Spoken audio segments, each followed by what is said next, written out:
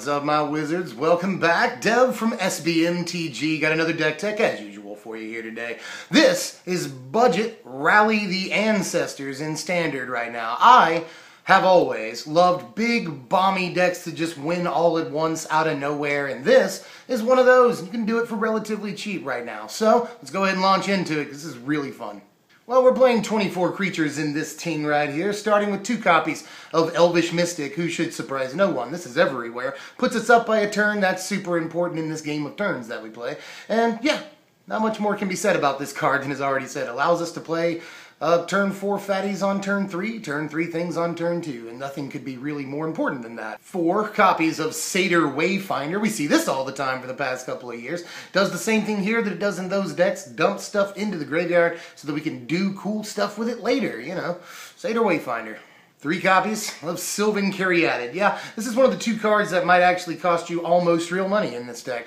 Not quite a $5 bill, get you a Sylvan Caryatid, and that and, like I said, 1 other card will put us at about 35 bucks once it's all said and done to make this deck. But not so bad, to be honest. We have to have our 3 copies of Caryatid because stops aggro, is hexproof, ramps us, and gives us, fixes our mana. So, does all the things we needed to do early game, and we gotta have it. So, definitely 3 copies of Caryatid. 1 copy of Merciless Executioner, first suggested by LSV himself, Luis Scott Vargas, and then it's also in an article that Melissa Del Toro wrote for Wizards. She also has said that this card should be in this deck, and they're both, top-level players, so I trust them. Merciless Executioner, good in this format right now, with a lot of hexproof creatures and things we can't otherwise target. So, yeah, I'm down for at least the 1 copy of Executioner as sort of, metagame tech right now. 3 copies of Nyx Weaver. I've always liked this guy. Dump stuff into our graveyard is a good early game, just board sitter, has reach, big butt block stuff. So, Nyx Weaver is really cool, and if we can get him to stick around for a couple turns, does a lot for us, and retrieves cards that we would otherwise not want to dump into the graveyard. He's good for that too. So, like Nyx Weaver, always have, like the cut of his jib. 3 copies of Mogis' Marauder. This is where things start getting crazy here with the creatures. Mogis' Marauder enables huge, crazy, hasty, intimidate swings on people just out of nowhere. And some of the more top-level versions of this deck, spend a lot of money building it, only play the 1 copy of this, but I am more sort of devoted to the combo because we can do that cheaply. So, yeah, at least the 3 copies, I think, and I was actually thinking about 4. Mogis' Marauder is very, very good. It is that good. Here's the other thing that's going to cost you just less than a $5 bill. 3 copies of Siege Rhino here. Yeah, we've known that Siege Rhino is crazy. It's probably in the top 5 cards in Standard right now, and has been for some time. And we have to have it for what we're doing here. At least the 3 copies. If you had a couple extra bucks, go ahead and make it 4, because it's that vital to the deck. Honestly, we gotta have it. So, and, even if we're not doing insane combo stuff with it and winning all at once, this is Siege Rhino. He's one of the most aggressively costed creatures in the last couple of years, so Siege Rhino. 4 copies of a guy I'm glad to see back after a while. This is Grey Merchant of Abzan, whatever you want to say. A lot of people pronounce this a lot of different ways, but in any case, Grey Merchant is ridiculous, and I've always loved this dude. In Grey Merchant, we can do cool, so we can whip him into play, say if we don't have Rally. We are playing 4 copies of Rally, I'll tell you about that in a second. But yeah, plenty of times we can get this guy into play. If he leaves play, we can bring him right back with a whip or something. So, Grey Merchant really, really is super, like an all-star in this deck, and definitely playing 4 copies. And let's finish off the creatures. 1 copy of Sidisi Undead Vizier. Yeah, Jafar is even better for us in this deck than he was in the Waste Not deck that I just did. Jafar, this is a toolbox deck, and especially once we get to the spells here, you'll see what I'm saying. This can go fetch our copy of Whip for us. It's a 5th copy of Rally the Ancestors. It's any form of removal that we need at the time. Plus, 4/6 body that we can whip back into play later. We can exploit something to him and then whip that back into play. So, lots of cool synergies with Sidisi here, and I do want to at least play the 1 copy. 13 spells in this bad boy. 2 copies of Duress to start that list off. Duress, more and more, a lot of people writing articles and saying that Duress may actually be a good addition to Thoughtseize in main decks. You know, not just Thoughtseize, also Duress, because such a non-creature format, it doesn't feel that way, but even the aggro decks play a lot of instants and sorceries. Heroic is a great example in mono-red aggro. And a lot of them, you know, got to play Dromoka's command, Tarkir's command. We can strip those cards out of their hand at the beginning of the game. That's very important. And it also has applications against control. That's what it's famous for. So at least the 2 copies of Duress here in the main deck, and you can also, if you got a couple of bucks or a Thoughtseize or 2 laying around, toss those in. Playing 3 copies of Commune with the Gods in this thing. Yeah, the more pro level, the higher, you know, tier decks will only play 1 or 2 Commune, but again, we're more devoted to the combo. I also want to see my Whip of Erebos at some point in the game, so definitely going to play the 3 copies here. I was tempted to do 4, but doing the 3 copies of Commune with the Gods, it still does what it does very well. 1 copy of Ultimate Price in here, which, you know, nothing more can be said about this either.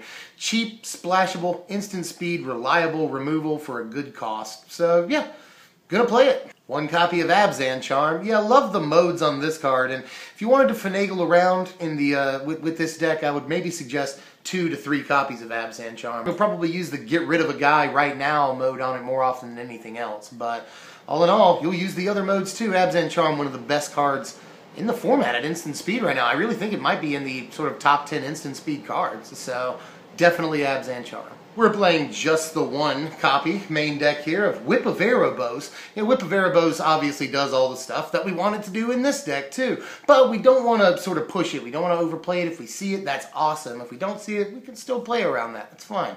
Commune with the Gods obviously helps us get to this faster if we need to. We got a lot of dig in this deck. If we put it in our graveyard with Nyx Weaver, we can fish it right back out. So yeah, lots of ways to get the whip, even though we only have the 1 copy of it in this deck. And that goes with, you know, for a lot of the things we only have 1 copy of.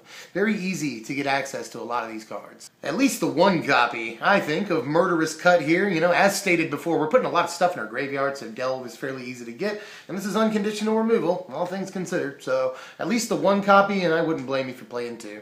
Here's the last spell in the deck. This is what does it all here. Rally the Ancestors. So again, just to summarize, the deck tries to get 7 mana up, rally the Ancestors for 5, putting in Gray Merchants and Siege Rhinos and such. And when Siege Rhino comes in, obviously, we get a drain off of that. When Gray Merchant comes in, we get a drain off of that. Mogis' Marauder lets our creatures swing with haste and intimidate. So really balmy stuff we can do all at one time at the end of their turn if we're not, you know, too dependent on Mogis' Marauder swing. And we're playing 4 copies of Rally because sometimes we'll do it more than once in a game. Definitely. Again, we're going fairly long here, and if our, you know, rally does get countered, we want to be able to follow up with another rally. 23 lands in this sucker right here. Well, if you had a couple of bucks, this is probably the area of the deck you should spruce up the most with, say, you know, a lot of decks actually don't play more than 1 copy of Mana Confluence on the top level here, but you also, obviously, Temples. We really want Temples because Scry is awesome for us in this thing. Helps us dig for the stuff that we need. And, yeah, that's about it. I mean, maybe a Pain land here or there, a Fetch land or 2, but honestly, I really like our Gain lands in this deck because they help us survive until the long game. Here's our board. Our board actually doesn't have to be that much different than these sort of top-level boards. Wanted to include a couple of things in here, specifically something to get rid of enchantments. It's very important. So, yeah, that's my board. Let me know what you think. And I know that maybe Drown in Sorrow could possibly be in there too. But, yeah, let me know what you think about this whole deck, not just the board, obviously. And I'm going to go ahead and post the power rankings right here. Obviously, the deck doesn't do too much outstandingly well because it's a build-up to, you know, one big shot towards the end. But it does have fair defense. Its resiliency is very good because if they kill your creatures, you can get them back in a variety of ways. And, yeah, lots of cool sort of... It doesn't do anything bad, per se. You know, slightly low speed, but it's a rock deck to its core. It wants to stick around for as long as possible until it gets to do what it wants to do. And it does that very well and wins all at once. So, and you can sort of just play this like Abzan mid-range if you don't want to combo off. Again, it can go off at instant speed, which is insane. But, you know, as usual, there are a couple of cons. It is fairly consistent, but on bad Wayfinder triggers and bad Commune with the Gods and stuff, it can slow down. The deck has a tendency to chug when things aren't going just right, like it needs a little bit of oil, you know. But there are times when the deck goes off flawlessly, and it's beautiful. And when it does, it's very nice.